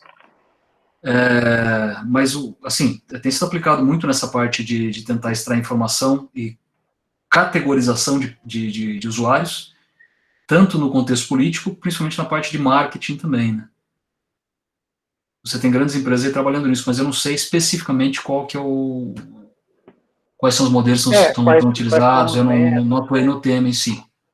Eu acho, basicamente, o que eu queria chamar a atenção é para o fato de como a nossa vida é modificada, né? Uma das coisas que o pessoal tem batido bastante é com relação à parte de ética, porque eu tenho um celular no bolso hoje, e o Google sabe onde eu fui ontem, hoje, sabe tudo que eu fiz, sabe para quem que mandei informação, e com base nisso pode saber o que eu sei amanhã. Então, por exemplo, se ele sabe que tem um monte de gente indo para o parque tecnológico com um volume maior do que o anterior, será que aquele terreno lá que está desvalorizado não é interessante para se construir um shopping? O pessoal de aprendizagem de máquina tem trabalhado nessa área. Você, por exemplo, fazer prospecção de regiões que são mais promissoras com base no fluxo de pessoas. Aí, questão de ética, isso é correto ou não? Quem tem direito a essas informações? O que eu acho mais interessante, na verdade, é quando os modelos conseguem identificar relações que a gente não veria, né? Eu acho que esse é o grande barato, assim, na minha opinião. Eu acho mais interessante. Às vezes os dados são tão complexos, tem umas correlações ali que ou nós não Agora, veríamos. deixa eu falar contra a minha área. A gente tem que tomar bastante cuidado com relação ao que a gente chama de correlações espúrias. Tem teoremas provados em matemática que se a gente tiver um grande volume de dados, tendendo a infinito, com probabilidade 1, a gente vai encontrar correlações nesses dados. Mas não necessariamente essas correlações indicam relações de causalidade. Tem alguns exemplos bem interessantes, achei uma palestra há algum tempo. Por exemplo, aumento de consumo de manteiga e o número de suicídios nos Estados Unidos estão com correlação 0,99. As curvas Coca-Cola perfeitamente, né? O consumo de Coca-Cola com expectativa de vida. Pode ser que tenha uma relação de causalidade? Pode ser. Mas a gente tem que ter cuidado que a aprendizagem de máquina, o que ela faz é encontrar essas relações de correlação lineares e não lineares, o que se torna um problema até um pouco mais grave, porque a gente começa a encontrar combinações de atributos que levam a correlação com outro atributo, uma propriedade, e às vezes aquilo não é uma relação de causa e efeito, aquilo simplesmente foi indicado pelos dados que eu tenho. Então, quando a gente fala em predição feita pelo modelo de aprendizagem de máquina, a gente tem que ter bastante ciência que o modelo aprendeu com base nos dados que eu forneci. É comum o pessoal falar, não, eu vou utilizar um modelo de aprendizagem de máquina para prever doenças de qualquer coisa. Mas minha base de dados só tem pessoas gripadas e não gripadas. Ela vai aprender só o que tem na base de dados. E as nuances entre os exemplos, mas não vai conseguir extrapolar aquilo para uma outra doença. Então tem as limitações que o modelo físico às vezes não tem. Se a gente pensar no caso de materiais, se o modelo físico descreve bem o material, esse modelo físico pode ser simulado e ele vai refletir com uma precisão muito grande a dinâmica do material. Quando a gente fala em aprendizado de máquina, aprendizado estatístico, vai ser o que os dados estão fornecendo. A gente consegue generalizar a partir daquilo, consegue, mas tem que ter bastante cautela no que eu estou generalizando. Por exemplo, bolsa de valores, ninguém consegue predizer. Você consegue predizer quando você está aquela calmaria. Está subindo 0,1% ou caindo 0,1% ao dia. Aí teve um Vinícius uma vez, não sei se você lembra disso, jogou no grupo nosso de docentes, que o chimpanzé batendo sim e não, botão vermelho e botão verde, tinha uma acurácia tão boa quanto o modelo de aprendizagem de máquina para prever bolsa de valores. Ou seja, é algo quase ao acaso. Né? Marcos? Oi. Eu vou fazer uma pergunta. Pode falar.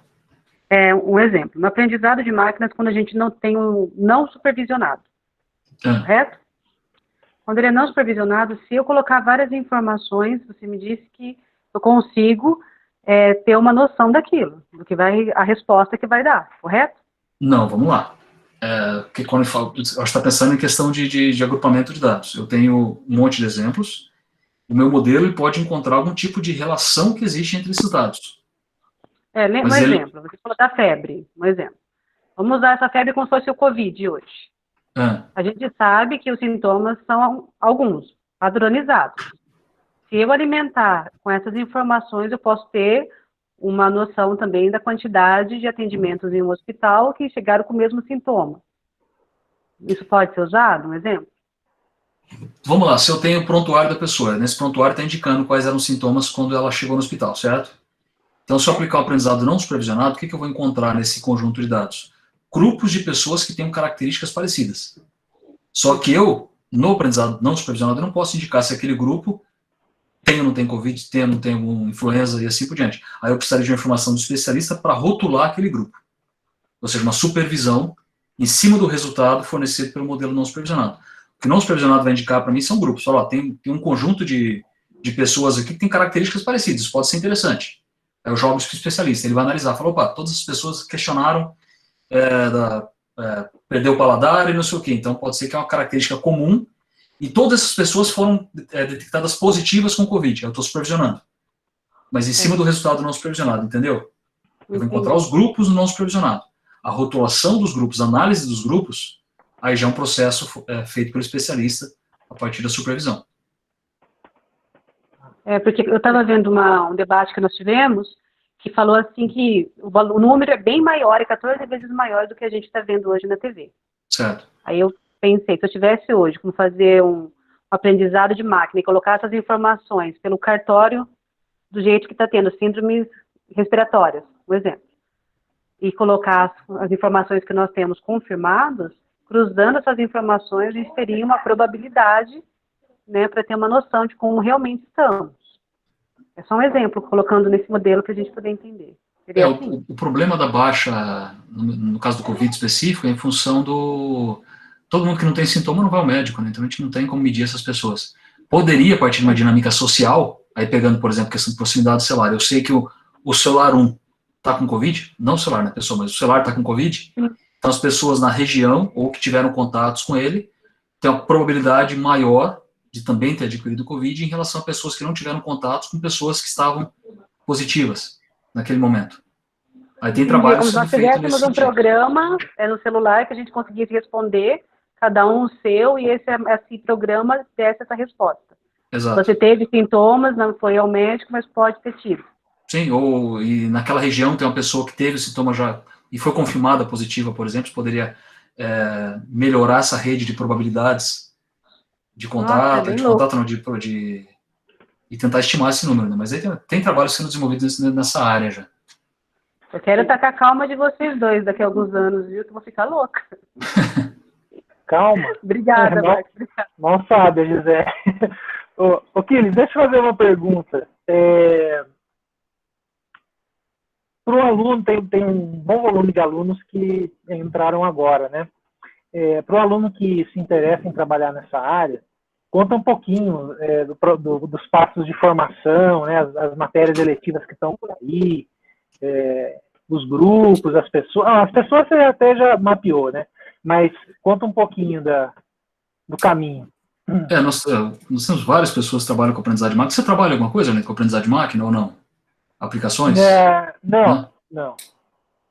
Acho que a maioria dos docentes nossa computação, até o Otávio, de engenharia de software, está aplicando em aprendizagem de máquina, já não é pesquisador em aprendizagem de máquina, mas tem o pezinho ali, está começando a aplicar no contexto de engenharia de software ali. Para começar, são dois requisitos principais, né?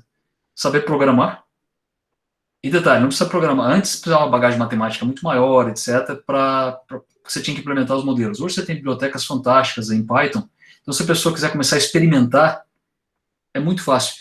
Eu posso até te mandar um link depois, se puder disponibilizar para os alunos. Tem no, acho que eu não sei se é do Google, o que é, uma rede neural pronta, que você pega pelo webcam, objeto, vou lá, mostra uma tesoura, mostra um outro objeto, coleta informações, treina o modelo, depois eu começo a mostrar, já mostra para mim a classificação em tempo real, dessa classificação de imagens, ou de áudio, ou de pose. Você pode fazer poses com o corpo, ela detecta as articulações, etc. Eu treino o modelo assim, em questão de segundos. Mas o principal, você vai programar, Python, acho que é uma linguagem legal, R, eu não programo em R, mas tem muitas bibliotecas também de aprendizado de máquina. Inglês, pessoa sabendo inglês, você tem cursos aí na Coursera, o curso do Andrew Ng, que é um curso introdutório de aprendizado de máquina. Esse curso é espetacular, é um curso que cobre toda a área básica de aprendizado de máquina, é um curso que tem um viés um pouquinho mais teórico, então ele vai passar um pouquinho sobre probabilidades, álgebra linear, mas tudo muito básico. Se quiser pode pular essas aulas e pegando sua parte conceitual. E o contraponto é que ele faz as simulações todas, os experimentos em MATLAB. Mas é questão de converter para Python, ou fazer em MATLAB, em Octave mesmo, resolve. Além do próprio Andrew Ng, você tem alguns cursos de Deep Learning, no Coursera também. Aí tem vários cursos, tem um curso introdutório, Deep Learning. Quando ele fala Deep Learning, é redes neurais, tá? Redes neurais profundas, né? Então começa toda a parte de redes neurais, e depois tem diversos módulos. Eu não sei se isso está disponível ou não. Se alguém quiser, eu tenho todos os vídeos baixados, eu acho. Só preciso achar onde está. Especificamente sobre análise de séries temporais, análise de imagens com redes convolucionais, redes recorrentes, que trabalha bastante na parte de análise de texto, a parte de análise de texto, análise de áudio. Então tem diversos módulos de Deep Learning que eu acho que seria legal. Se a pessoa fizer esse curso introdutório do Andrew Ng, é o que eu passo sempre nos alunos de C. O aluno chega na sala e fala, quer fazer o quê? Assiste o curso do Andrew Ng, você me economiza um bom tempo. Depois eu vou discutindo em função desse curso. E tem muito tutorial, o YouTube hoje o que você tem de indiano mostrando com aulas de aprendizado de máquina, aí é coisa fantástica. Tem muito boas escolas na Índia ali que estão focando bastante nesse tópico, então você tem para todos os gostos, para todos os sotaques.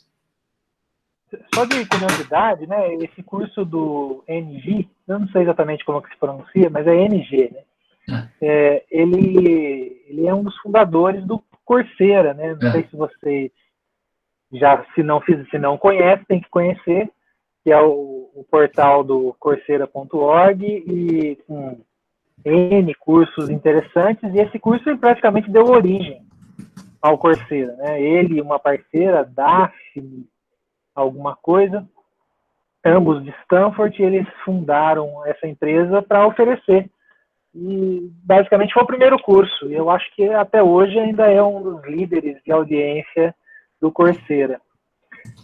Bom, tinha uma pergunta, mas que o Quiles já respondeu, né, que é a pergunta da QZA. Pessoal, mais perguntas? Tá aí o curso. Esse é o curso do Andrew. E não precisa pagar, a gente coloca para auditar, então você não manda as atividades, mas você consegue achar todas as aulas, etc. Então, eu utilizo esse curso até hoje. Se eu vou fazer algum conceito, alguma aula, eu vou lá, pego uma passagem dele e... Excelente, é um patrimônio já, né? Pessoal, mais perguntas?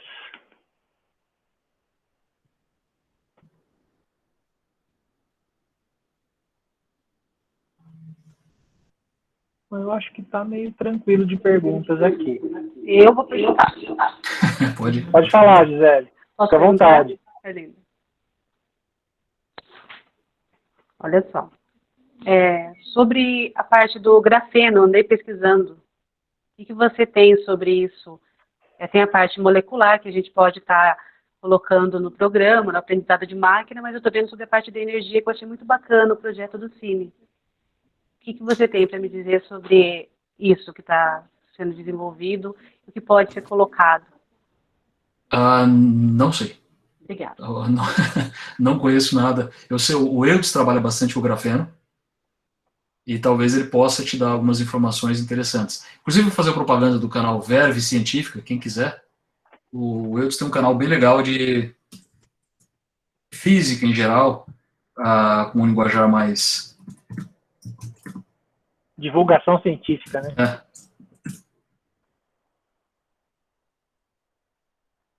Recomendo isso aqui, se vocês quiserem. Não ganho nada com isso, tá? Mas tem bastante aulas aqui, bastante interessantes aí sobre tópicos, energia, etc. Entropia, que é um conceito bastante difícil, ele explica tanto do ponto de vista de termodinâmica, como do ponto de vista de estatística, de teoria de informação. Então, acho que é bem legal aí. Mas, de novo, do grafeno eu vou ficar te devendo, porque nunca estudei, meu conhecimento vai ser aquele primeiro parágrafo do Wikipedia. Então, não vou... eu imagino, né, que eu imagino que essas técnicas do pessoal de materiais, com apoio do pessoal da computação, assim como vocês estão mapeando a questão meio que voltada para a energia, né, deve ter inúmeros grupos mundo afora fazendo trabalhos com outros nichos de aplicação, né? Deve ser um mundo de trabalho em andamento aí, né? Sim, tá na moda, né? Data Science tá na moda, então mesmo grupos que não atuavam hoje estão trabalhando nisso. Eu acho... Hoje mesmo estava vendo um vídeo muito interessante sobre essa questão da computação entrando em todas as áreas, né? Que é exatamente esse ponto que você apresentou hoje. Pessoal, mais dúvidas? Fiquem à vontade. Se não tiver dúvidas, a gente vai começar a caminhar para o encerramento. O algoritmo da pipoca já foi. Qual que é o algoritmo da pipoca? Eu boiei agora. Não, parou de pipocar é porque acabou, né? A panela você pode desligar. Enquanto está pipocando, você segura a panela no fogo. Parou, você já pode desligar e... É isso aí. Bom, pessoal, então vamos encerrar, né? Eu acho que a gente pode, antes de encerrar, só dar o aviso de que aqueles que tiverem interesse quem tiver interesse na área ou de aprendizado de máquina, essa coisa mais computacional, ou materiais também, entre em contato com o Quiles e o Eudes, os contatos estão nos slides. E fica o convite, né, para explorar essas áreas. Tem muita coisa para fazer, né? É impressionante, assim. Aprendizado de máquina tem vários ali docentes que trabalham nisso, né? Então, Jurandir, Capabianco, Faria, Regina, o Bas Galup, a Lilian, e vários outros que deve ter esquecido. Então, uma área bastante ampla.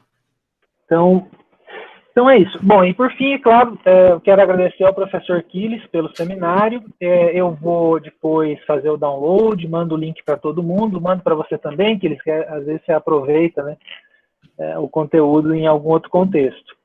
Pessoal, última chance para fazer alguma pergunta. Sem pipoca. Então, Quiles, obrigado. Eu que agradeço, pessoal. Até a próxima semana. Um abraço. Até mais, boa noite a todos. Até mais.